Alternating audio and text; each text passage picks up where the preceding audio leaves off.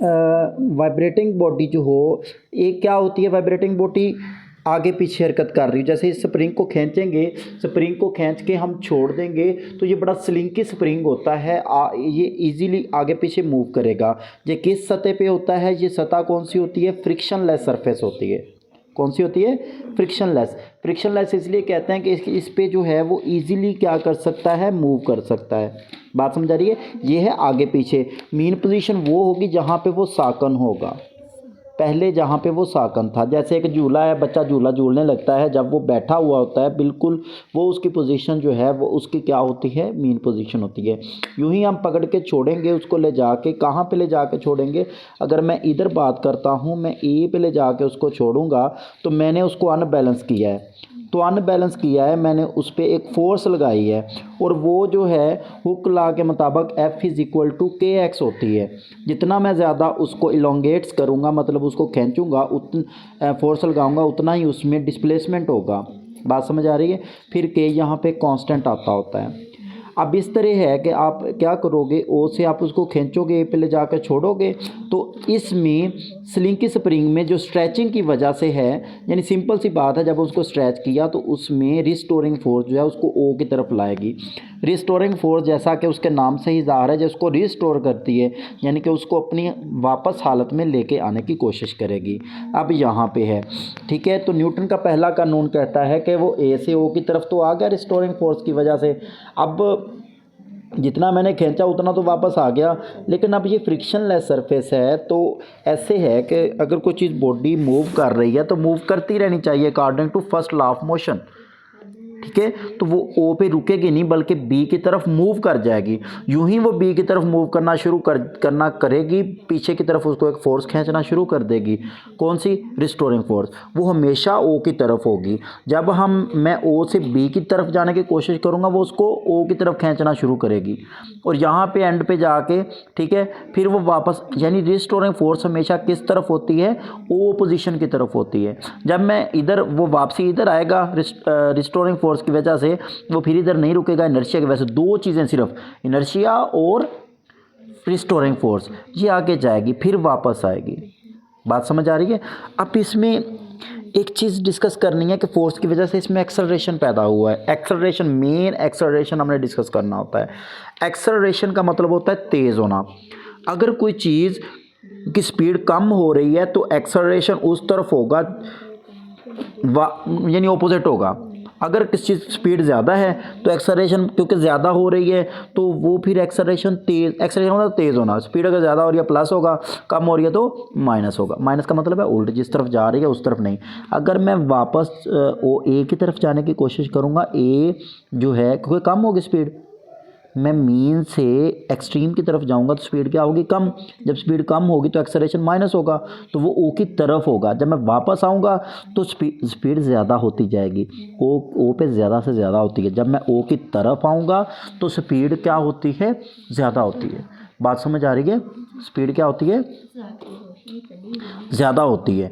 तो फिर वो उस एक्सेलरेशन की डायरेक्शन वही होगी जिस तरफ वो बॉडी जा रही है। बात समझ आ रही है? यानी एक्सेलरेशन हमेशा दोनों को डिस्कस करना है, रिस्टोरिंग फोर्स और रिस्टोरिंग फोर्स और एक्सेलरेशन, वो हमेशा ओ की तरफ होते हैं।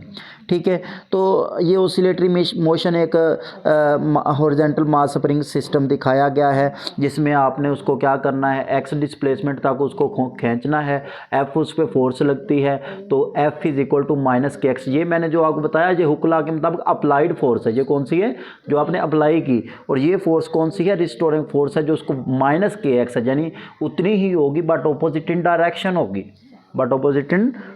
होगी, तो यहाँ से अगर मैं स्प्रिंग कांस्टेंट की वैल्यू निकालना चाहता हूँ तो एफ ओवर एक्स आ जाएगी। और ये है कि एक्स जो है वो मीन पोजीशन पे, कहते हैं डिस्प्लेसमेंट आपने कहाँ से कहाँ करवाया? यहाँ से। वैसे स्टार्टिंग तो यहाँ पे होनी है, बल्कि यहाँ पे होनी है, आगे मैं बताता हूँ। बाकी चीज़ें इसमें क्या हैं कि अगर के कहता है measure the stiffness of the spring, के जो है उसके सख्तपन को जो है वो डिस्कस करता है। ठीक है ना? अब के जो है कहता है spring have large value of के एंड सॉफ्ट स्प्रिंग हैव, देखें जिसमें एक्स क्या होगा ज़्यादा, उसमें के की वैल्यू कम होनी चाहिए क्योंकि बटे में है। बात समझ आ रही है? तो सॉफ्ट स्प्रिंग में के एक्स ज़्यादा होगा तो के की वैल्यू कम होगी। जब मैं हार्ड की बात करूँगा उसमें एक्स क्या होगा कम, फिर के की वैल्यू ज़्यादा हो जाएगी। ओपोजिट है ये। बात समझ आ रही है? इन्वर्सली प्रोपोर्शनल है। यहाँ पे के की वैल्यू को डिस्कस कर रहा है वो। आगे चलते हैं तो कहता है कि इट मीन्स दैट एक्सेलरेशन जो है वो क्या है, डायरेक्टली प्रोपोर्शनल। देखिए ना, ये कांस्टेंट है के ओवर एम, तो के ओवर एम और इक्वल को मैं डायरेक्टली प्रोपोर्शनल में चेंज कर सकता हूँ। ठीक है, तो मीन पोजीशन की तरफ होता है। Hence the horizontal motion of mass spring system, जो ही ये वाली प्रॉपर्टी आती है उसे सिंपल हार्मोनिक मोशन कहते हैं कि a is directly proportional to the mean position to the displacement and act always towards the mean position. ये प्रॉपर्टी है उसकी। तो नेगेटिव साइन जो है वो ये शो करती है, यहाँ पे जो नेगेटिव साइन है वो ये शो करती है कि फोर्स जो है exerted by the spring always directed opposite to the displacement of the mass। यहाँ पे ना माइनस ये शो करती है कि ये x और जो है ना ये वाला x और f एक दूसरे के ऑपोजिट हैं। f की बात कर लें, a की बात कर लें, a की बात है क्योंकि f भी किसी चीज़ में a ही प्रोड्यूस करता है। बात समझ आ रही है ना? यानी x और f एक दूसरे के क्या हैं, ऑपोजिट हैं। x होता है मीन से दूर, जबकि f या देखिए रिस्टोरिंग फोर्स की बात की मैंने, वो भी किस तरफ थी, टुवर्ड्स ओ। एक्सेलरेशन की बात की वो भी किस तरफ थी, टुवर्ड्स ओ। असल चीज़ यहाँ से शुरू होनी है। यहाँ से क्या है कि जब वो इनिशियली रेस्ट पे ओ पे था, वो उसकी मेन पोजीशन थी, उस वक्त उस पर किसी किस्म की फोर्स नहीं लग रही थी। रिजल्टेंट फोर्स 0 थी। रिजल्टेंट का मतलब होता है तमाम फोर्सेस का सम। अब ये बुक है, इस पर फोर्सेस लग रही होते हैं, इसका वजन नीचे की तरफ अमल कर रहा होता है और ऊपर की तरफ अमल कर रहा है। जेकर रेस्ट की हालत में इसका मतलब इस पर नेट फोर्सेस 0 है। अगर ऊपर से +10 इसका वजन है तो नीचे से नॉर्मल फोर्स उसकी -10 होती है।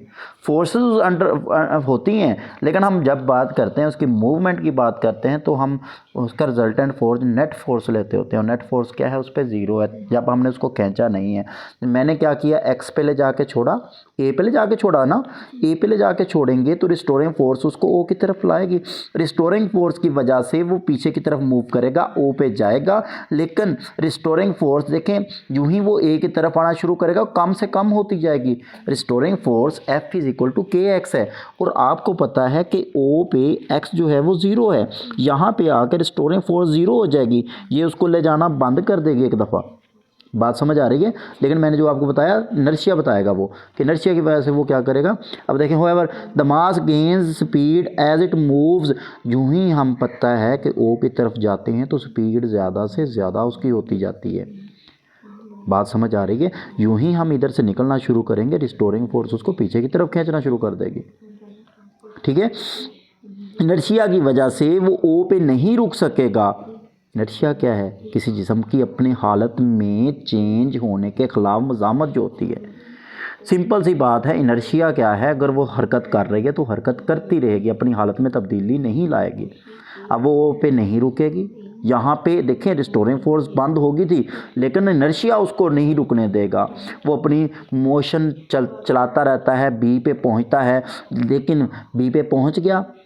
ठीक है, अब क्या है, as it moves from O to extreme, extreme position जो लास्ट पोजीशन जो है, इंतहाई पोजीशन उसकी बात करते हैं, वो वहाँ पे जाता है तो क्या होता है कि उस पर रिस्टोरिंग फोर्स जो होती है वो बढ़ती जाती है और उसको किसकी तरफ खींचना शुरू कर देती है, ओ की तरफ। Hence the speed of mass decreases. देखें, जो स्पीड है जब वो एक्सट्रीम पोजीशन की तरफ जाते होते हैं, क्या होती जाती है, कम होती जाती है, बल्कि वो एक दफ़ा वो क्या हो जाती है, रुक जाती है। बल्कि क्या होती है, एक दफ़ा वो रुक जाती है। और इसी तरह से वो क्या करता जाएगा, रिस्टोरिंग फोर्स की वजह से वापस आएगा और ये रिपीटेड करता रहता है कंटिन्यूसली, बैक एंड फोर्थ। इसे कहते हैं बैक एंड फोर्थ। ठीक है, तो अप एंड डाउन होती है इस तरह से फोर्स, जैसे ठीक है, स्प्रिंग को नीचे खींच के आप छोड़ दें, जैसे अच्छा तो जब कहते हैं इसका हम टाइम पीरियड निकालें तो वो किसके बराबर होता है 2πm/k। ये इम्पोर्टेंट है, ठीक है, ये इतना इम्पोर्टेंट है, इसकी तारीफ़ करें। ये वाला जो है इसका जो है मैथमेटिकली पोर्शन इतना लिखें, ठीक है क्या बच्चे।